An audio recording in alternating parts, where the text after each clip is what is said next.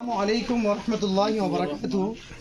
এইটো আমাৰ বুমৰাগুৰি ইহিউল ইছলামিয়া মাদ্ৰাছা হয় আৰু আমাৰ যোৱা মাহৰ ছেপ্টেম্বৰত যিখন আমাৰ সময় পৰীক্ষা হৈছিলে আজি আমাৰ এইটো ৰিজাল্ট আউট হৈছে।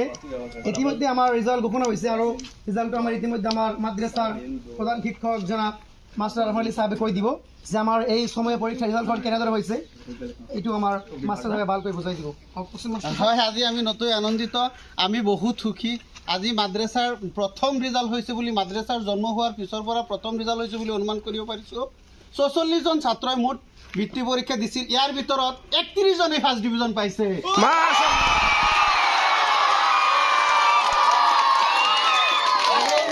আৰু আমাৰ বাকীবিলাক ছেকেণ্ড ডিভিজন ফেল একেবাৰেই নাই। আমাৰ ১০০% ভিতৰত ১০০% উত্তীৰ্ণ হৈছে।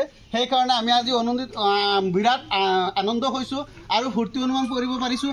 আজিয়ে অনুমান হৈছে যে আমি এজন শিক্ষক ৰূপে সঁচাকৈ নিজকে নিজৰ শিক্ষক হিচাপে পৰিচিত দিব পাৰিম, কিয়নো আজি ৪৪ জনৰ ভিতৰত ৩১ জনে আমাৰ ফাৰ্ষ্ট ডিভিজন পাইছে আৰু বাকীখিনিয়ে ছেকেণ্ড ডিভিজন, এজন ছাত্ৰই মাত্ৰ থাৰ্ড ডিভিজন পাইছে। সেইকাৰণে আমি আজি খুব আনন্দিত।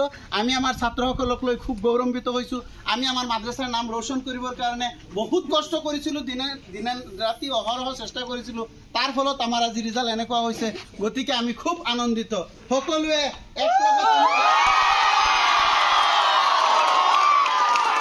আমাৰ ৪৪ জনৰ ভিতৰতে ফাৰ্ষ্ট ডিভিজনৰ সংখ্যা অধিক, গতিকে আমি খুব আনন্দিত।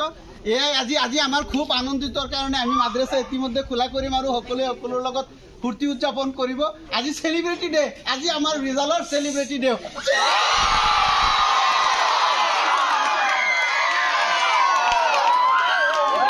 মাশাআল্লাহ।